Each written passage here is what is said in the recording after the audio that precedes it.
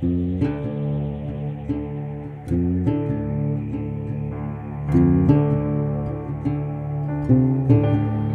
irmãos, nós vamos começar o nosso tempo aqui, né? E vamos ter uma meia hora de exposição.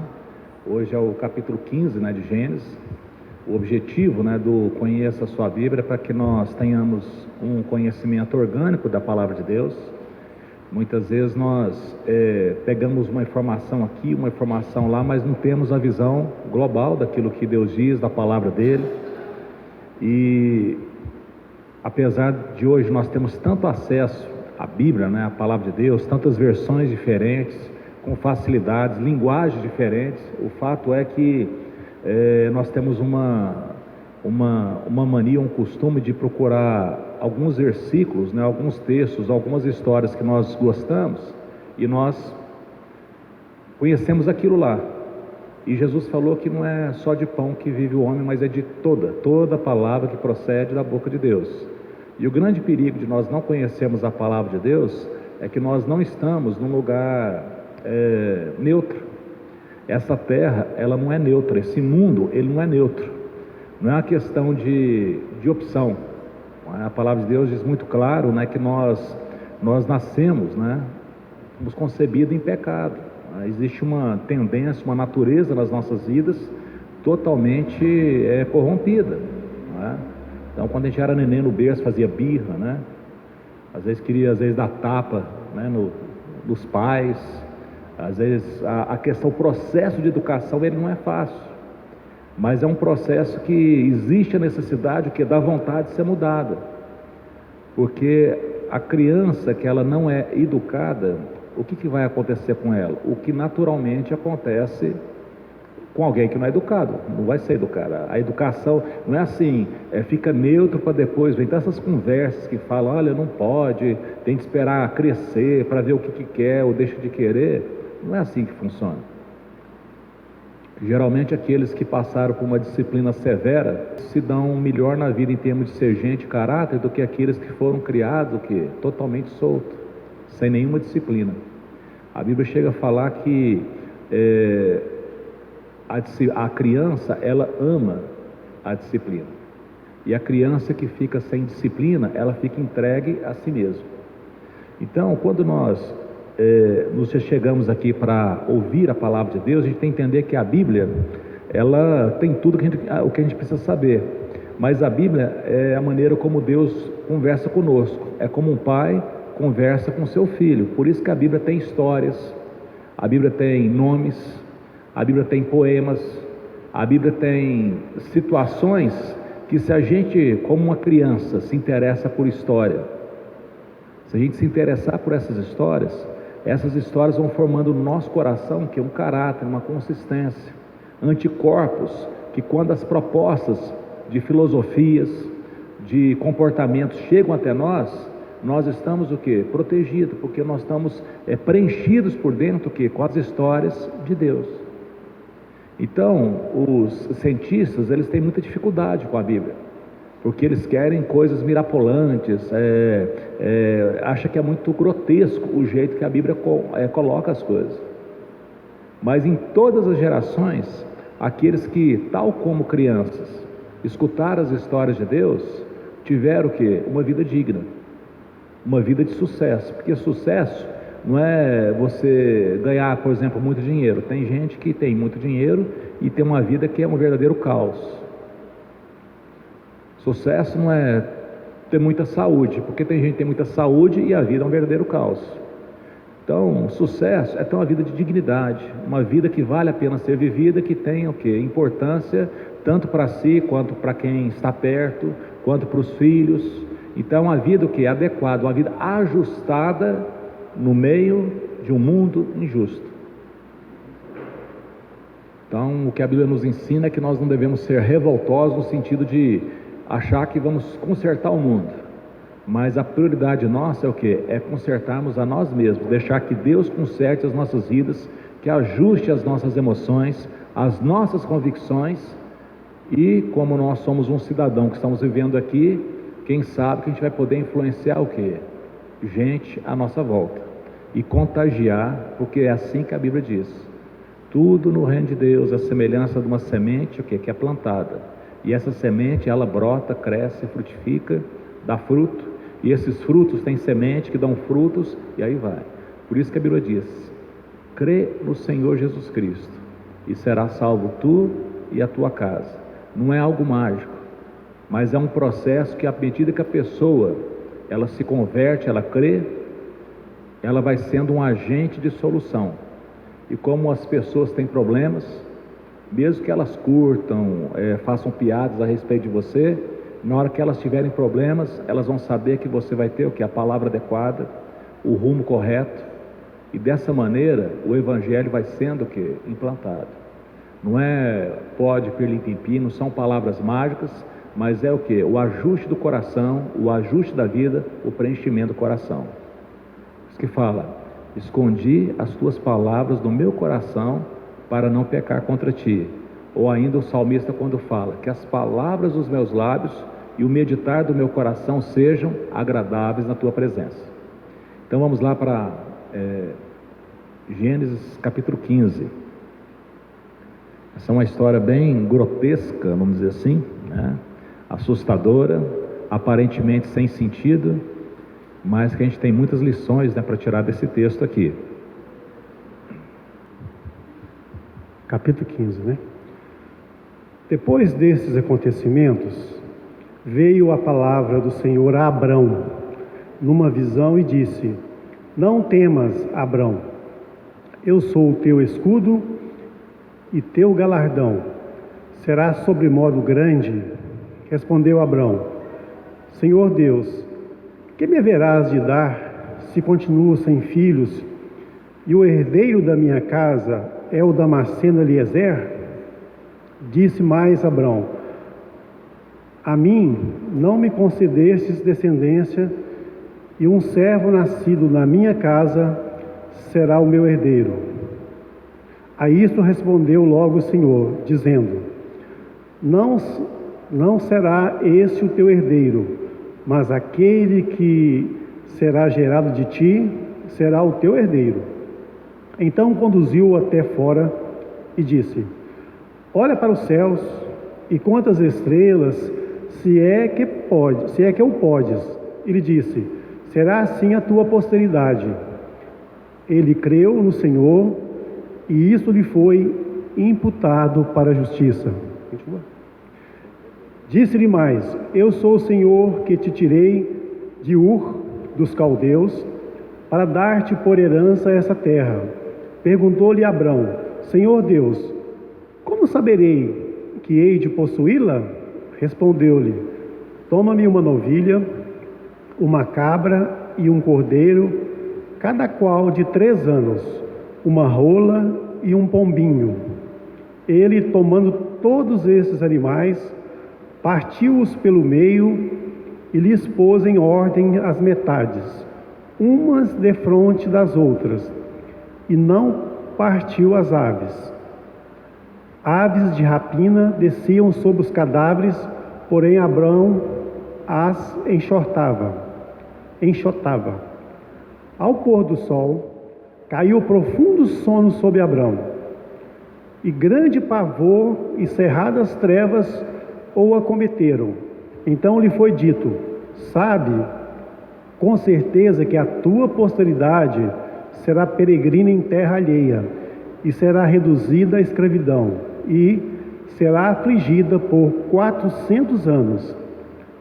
Mas também eu julgarei a gente a que tem de sujeitar-se, e depois sairão com grandes riquezas.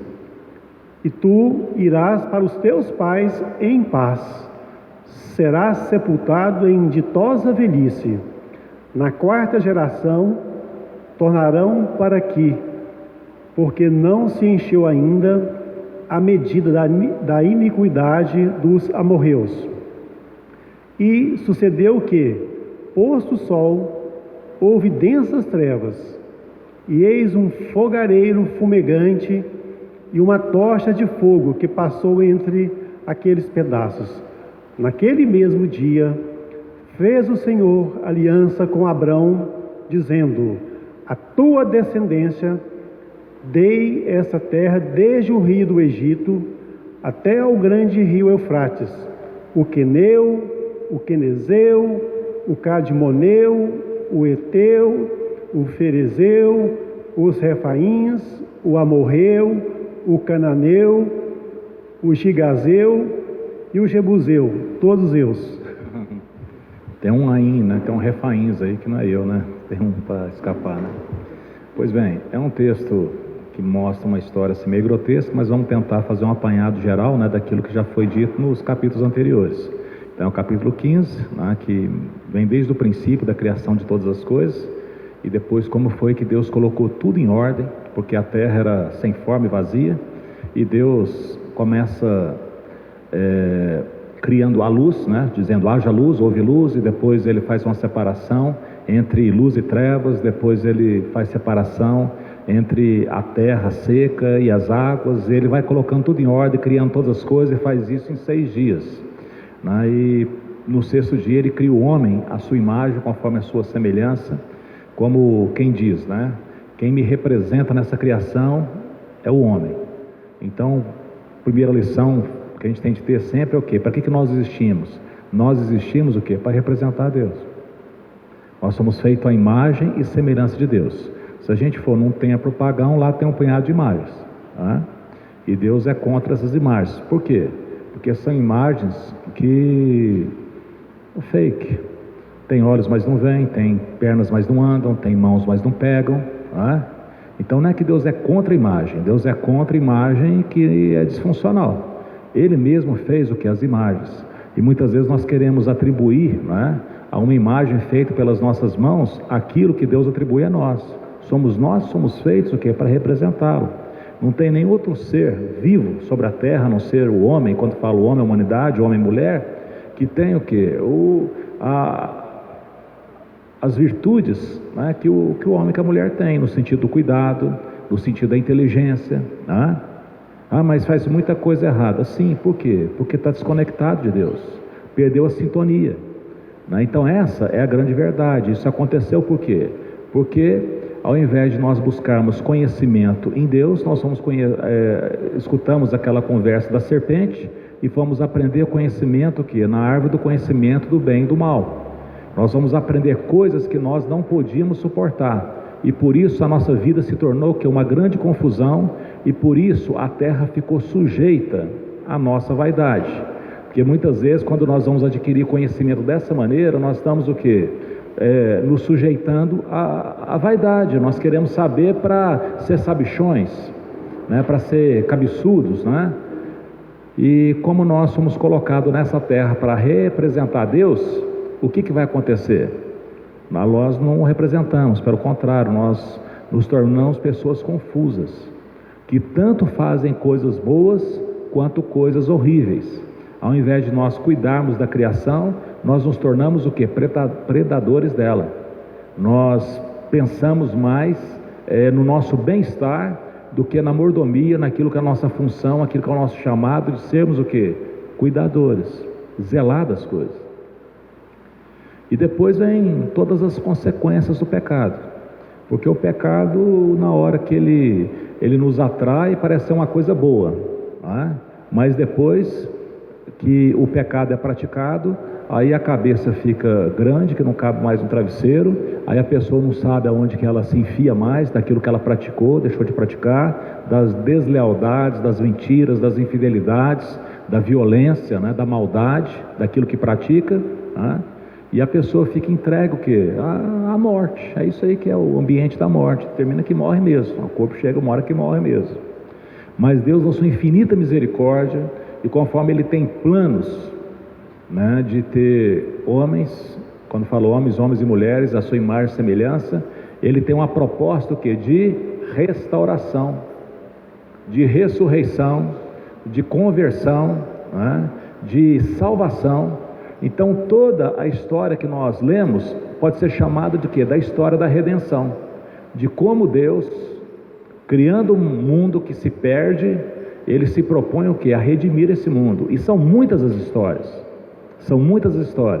e nós estamos vendo a história de um homem que Deus chamou, que é chamado de o pai da fé, Abraão, que era um sujeito como outro qualquer que vivia em Ur dos Caldeus, uma cidade onde tinha muita cultura e onde as pessoas praticavam a ciência da época preferida era tipo astrologia, né? Ficava procurando sabedoria, cultuando, né, as estrelas, né, não sabendo que estavam cultuando era demônios, que são uma parte da história que a Bíblia não explica muito bem, mas que deixa claro, né, que existe um rebelde. Esse rebelde, ele é o Satanás. Ele apareceu lá no Jardim do Éden como a serpente. Ele é chamado também de diabo. Satanás quer dizer adversário, diabo quer dizer acusador. E ele é apresentado lá em Apocalipse como o grande dragão vermelho, que está hoje não no céu mais, mas está aqui na terra. Desde que Jesus chegou no céu, depois que ressurgiu, o dragão foi expulso do céu. Ele não está lá, ele não pode mais nos acusar, mas ele está aqui na terra cheio de fúria, sabendo que o tempo dele é curto, e tudo que ele quer fazer é fazer com que nós não tenhamos acesso a essa palavra que traz salvação, orientação, acerto, conserto nas nossas vidas e que pode contagiar outras pessoas também. Pois bem, estamos lá atrás, há cerca de 4.000 anos, quando Deus chama Abrão lá em Ur dos Caldeus, e Abrão quer dizer pai exaltado, né? Muitos dos teólogos acreditam, né, que se refere a quase uma profissão, uma maneira como Abrão vivia, que era olhando para as estrelas, como se fosse um astrólogo. Mas tal como aconteceu lá na época do nascimento de Jesus, teve uma estrela que se distinguiu de todas as outras estrelas, que não chamou atenção para si, mas conduziu aqueles magos até o Salvador do mundo. Então Deus resolveu manifestar Abraão, e escolheu Abraão, e falou com Abraão. E aqui o capítulo que o irmão leu fala assim: Abraão creu, e porque Abraão creu em Deus, isso foi imputado para a justiça. Qual que é a lição disso? Crer. Eu posso escutar todas essas palavras e desprezar elas, reagir com incredulidade. Então Abraão não teve a sua salvação, não foi por conta do seu currículo, não foi por conta da sua reputação. Até porque nós vemos que mesmo depois de Deus falar com ele, ele cometeu muitos desatinos, ele contou meias verdades, ele expôs algumas situações, mas no decorrer da sua vida, Deus foi tratando com ele, e ele foi a cada episódio conhecendo melhor Deus.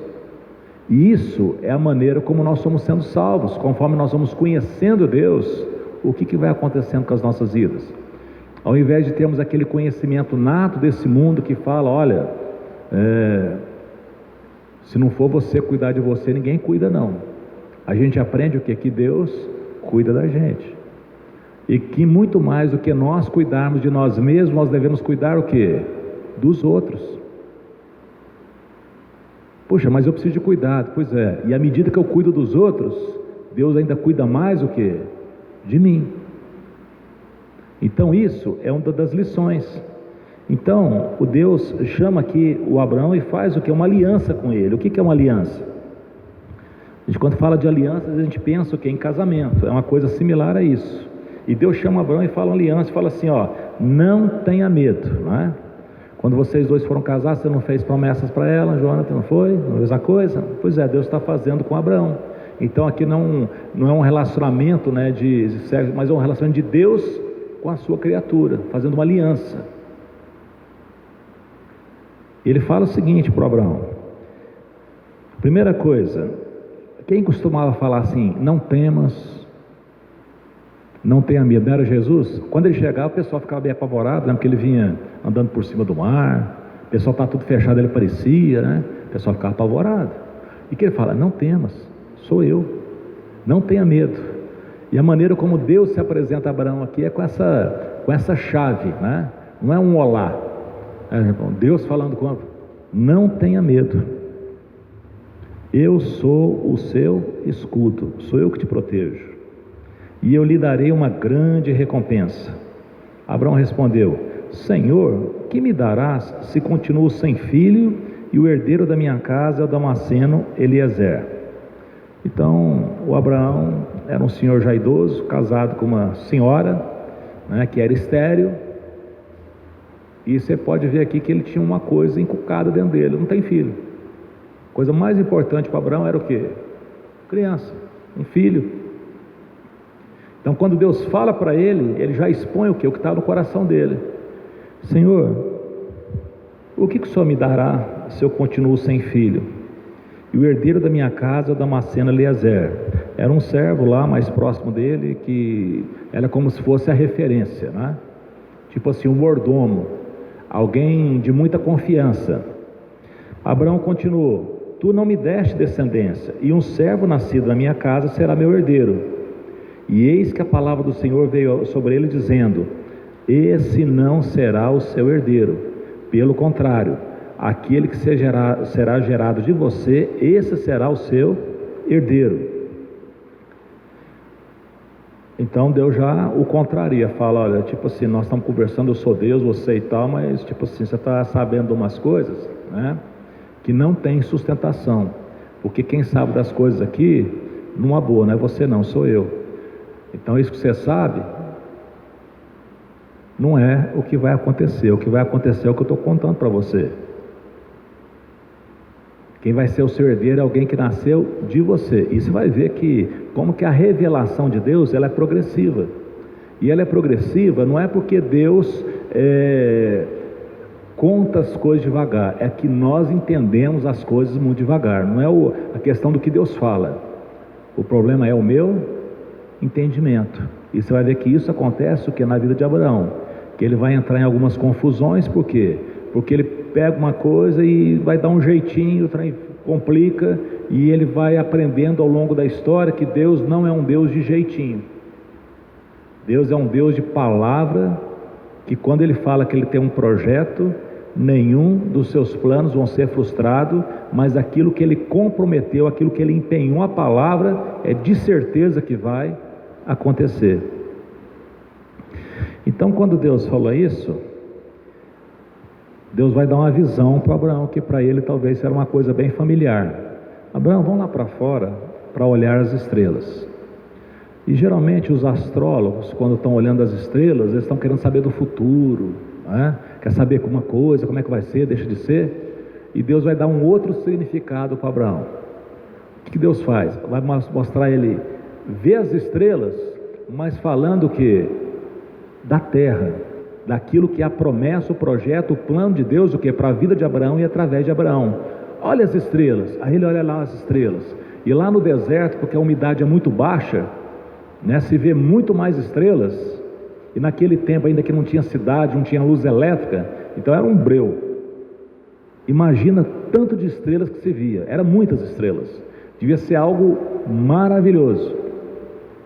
E Deus fala assim: vê se você pode contar, porque é assim que será a sua descendência. Agora imagina um senhor de idade, sem filhos, vendo que cada pontinho daquele lá vai ser uma descendência que vai nascer de mim. É muito complicado para o sujeito que acreditar, não é isso? Então olhe para as estrelas e conte. Será que você pode contá-la? Porque assim será a tua posteridade. Mas aqui diz que Abraão creu no Senhor, e isso foi atribuído a ele por justiça. Aí Deus falou assim: eu sou o Senhor que tirei de Ur dos Caldeus para te dar essa terra como herança. Aí o que Abraão faz? De novo, interpela a Deus. Ao invés de, como é que é? Ah, é assim? Então beleza. Não, ele vai questionar Deus.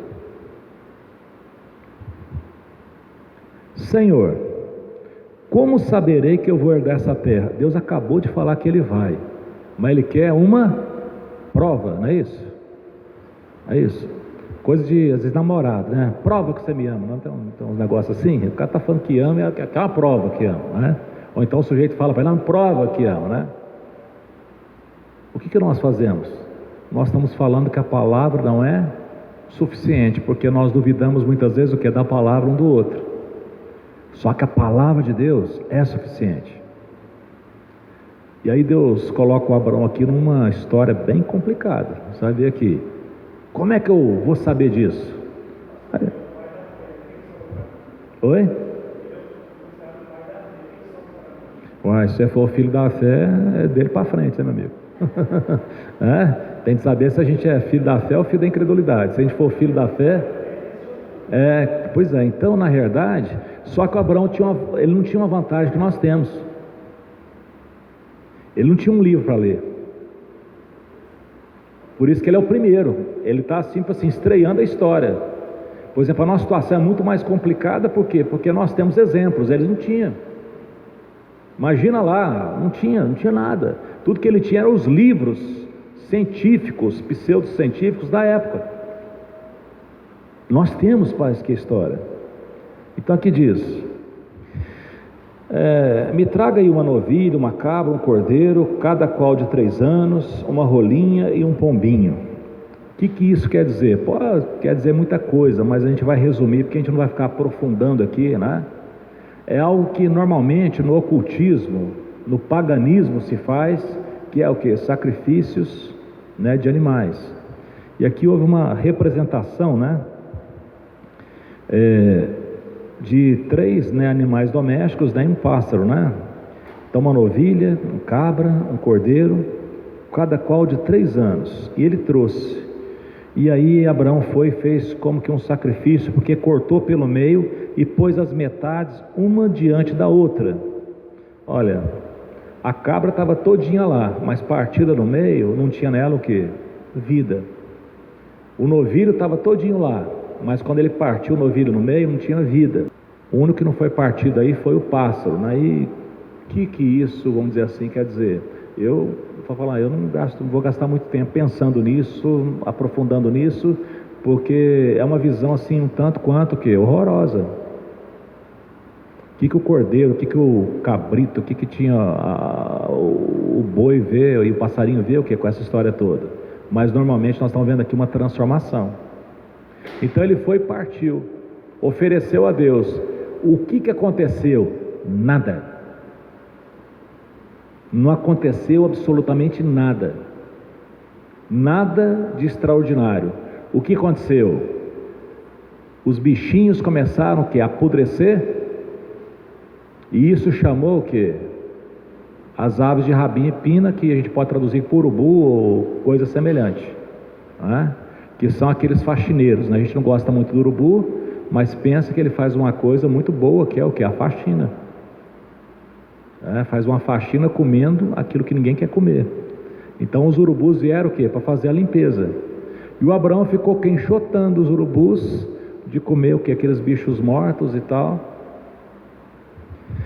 E o que aconteceu com isso? Cansaço. Ele tanto enxotou que no pôr do sol, que caiu no profundo sono sobre Abraão, e um grande pavor e densas trevas tomaram conta dele. Então, o que se tem nesses ambientes de sacrifícios, nesses ambientes, esses caminhos, né, de sacrifício de sangue e tal? Não tem nada.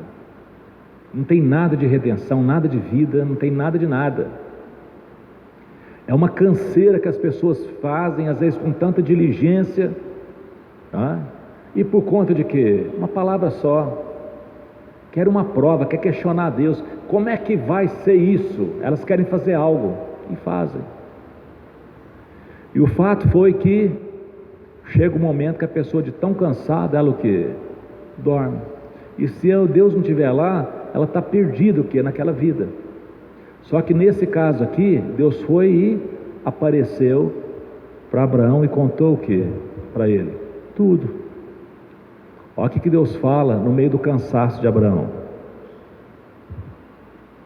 Ao pôr do sol, num profundo sono, caiu sobre Abraão grande pavor e densas trevas tomaram conta dele. Então o Senhor disse: fique sabendo com certeza.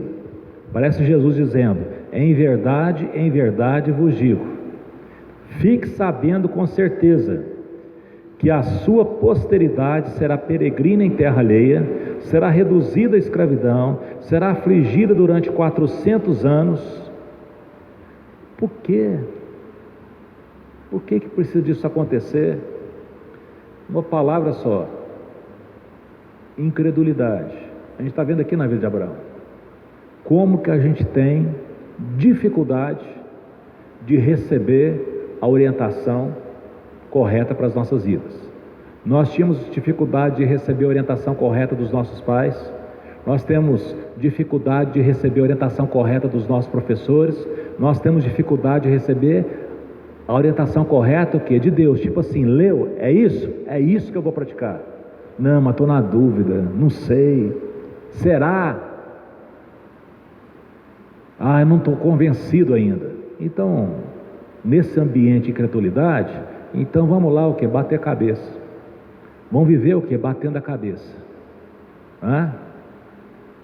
As coisas podiam ser muito mais rápidas nas nossas vidas, mas as coisas são conforme a fé, e a fé é o crer.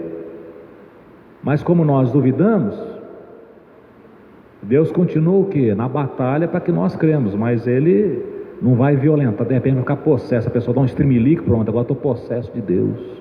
Não é assim que funciona. Deus nos chama, nos ensina com a sua palavra. E o que vai acontecer? O que Ele falou,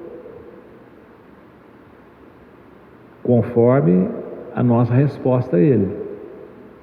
Deus ensina lá em Jeremias como é que Ele funciona. Fala assim: Jeremias, hoje você vai aprender uma lição, Jeremias.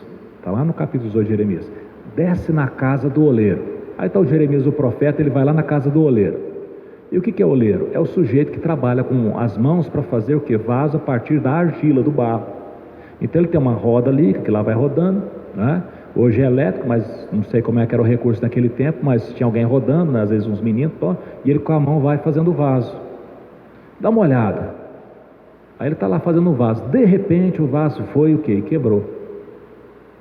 O vaso está quase pronto, quebrou. E o que aconteceu? Nada. O oleiro não estressou, não deu um chute ali no vaso. Sabe o que ele fez? Ele pegou aquele barro, amassou de novo e fez outro vaso, segundo bem lhe pareceu. E aí vem a lição. O que quer dizer isso, né? Essa metáfora? Aí Deus fala assim: é assim que eu trabalho. Quando eu falar para alguém, olha, eu vou te estabelecer, eu vou fazer de você um motivo de louvor, e vou fazer de você um motivo de grandeza, né? Vou engrandecer você, uma nação, e essa nação pecar contra mim.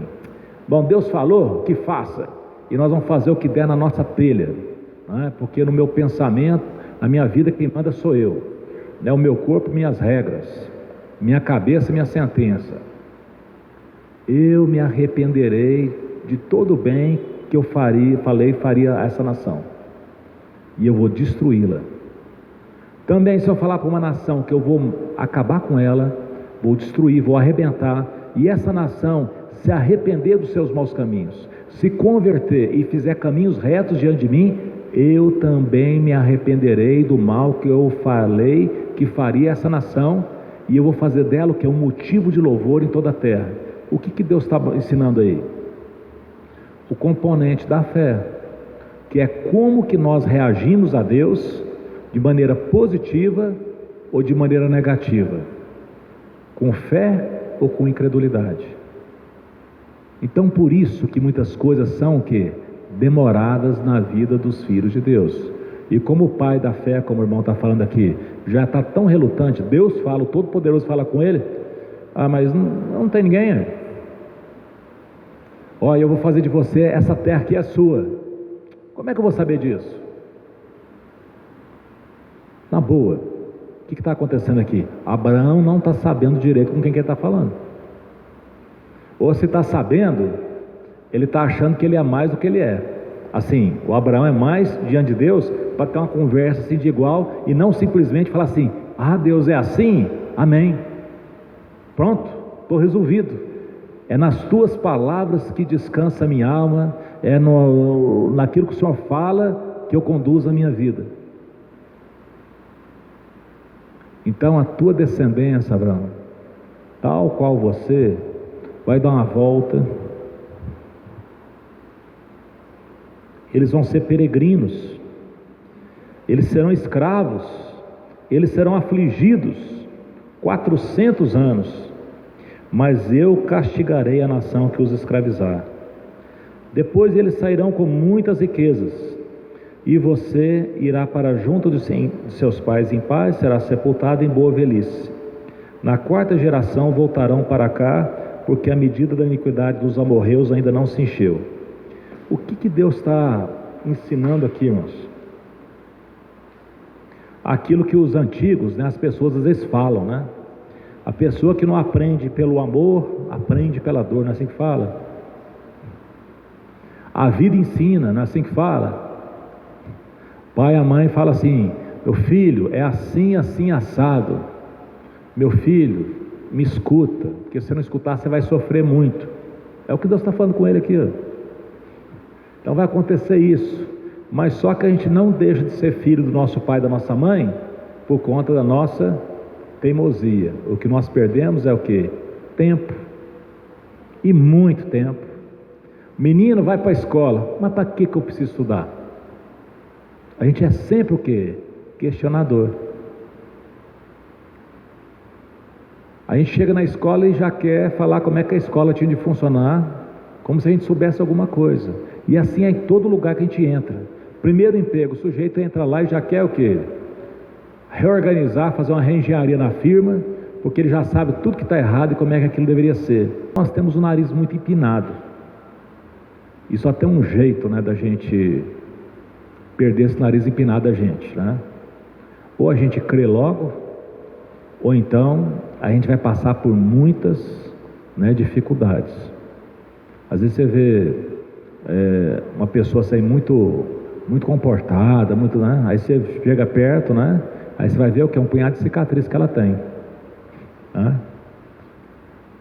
Eu lá não sou muito comportado não, mas eu tenho um punhado de cicatriz, então tem muita coisa que eu não faço, mas não é porque eu escutei que não podia fazer, é porque Deus até preservou a minha vida, mas eu podia ter perdido minha vida, Então, por exemplo, eu tenho uma cicatriz aqui, essa aqui, Para que é essa aqui?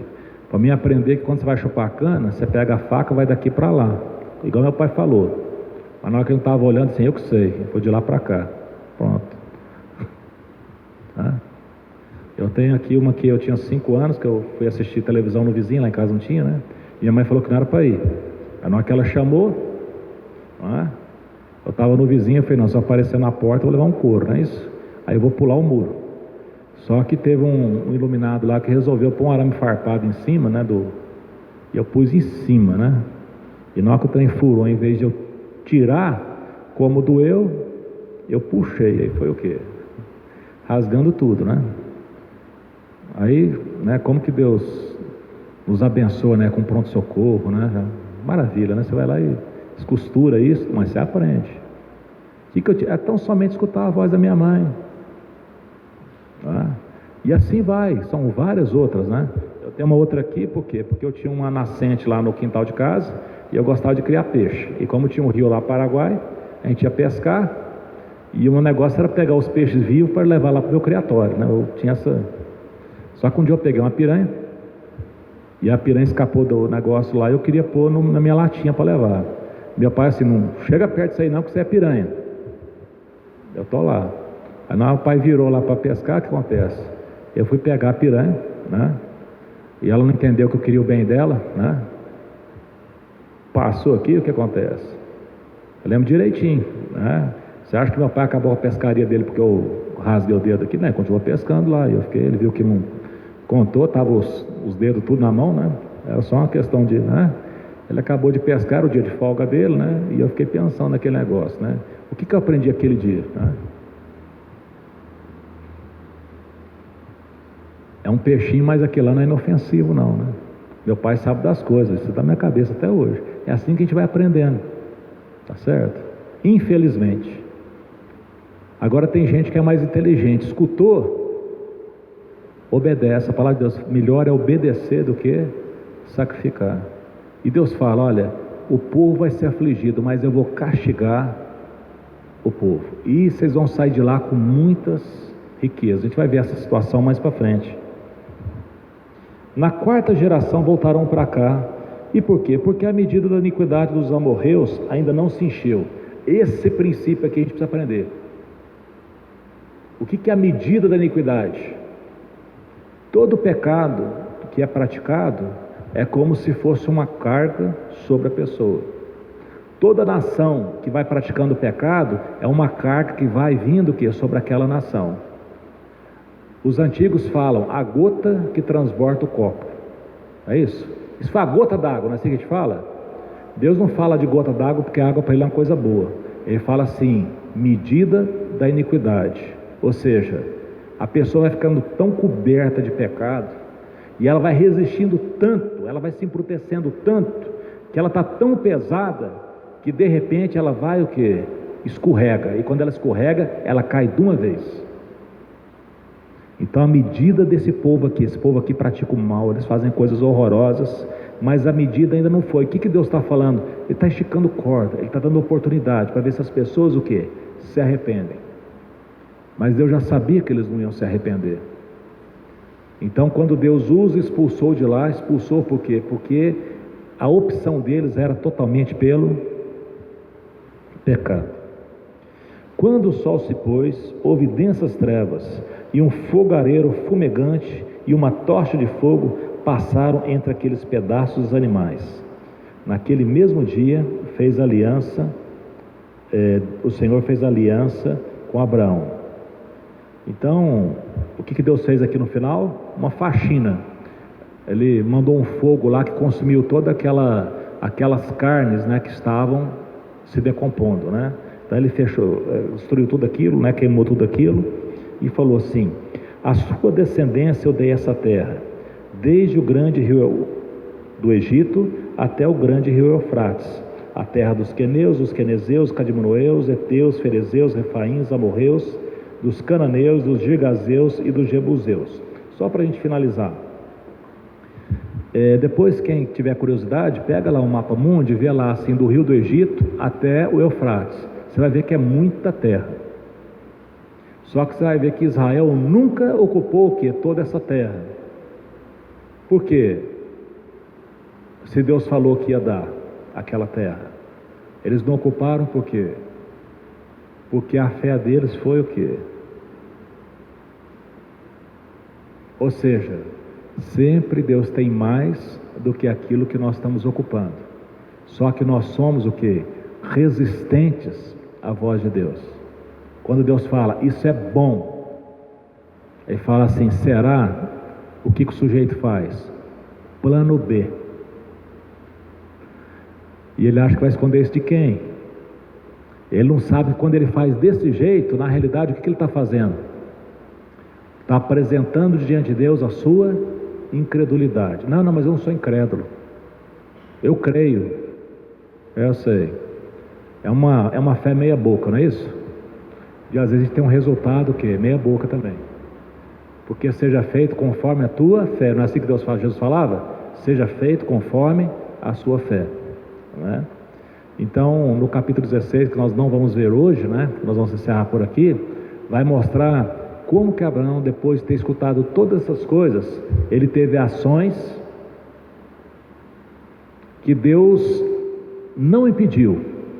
Porque tem gente que fala assim, não, se eu estiver fazendo alguma coisa errada, que Deus me impeça. Deus não fez da gente marionete. Ele é um pai que conversa com o filho, que orienta o filho, né? E a gente tem muito a ganhar se a gente escutar aquilo que Deus está falando conosco. Amém? Você que nos acompanha no canal aqui, CBCF, né? Conheça sua Bíblia, conheça sua fé. Eu peço que você inscreva no canal, que você curta o vídeo e compartilhe. O nosso objetivo é expormos a palavra de Deus, é falar o mínimo enquanto a palavra de Deus fala o máximo, que a palavra de Deus possa brotar como um rio poderoso e limpar, né, todas as nossas sujeiras, que possa iluminar, né, o nosso caminhar e que possa dar um direcionamento claro a tudo de bom que Deus tem para nós. Um abraço e até a próxima oportunidade.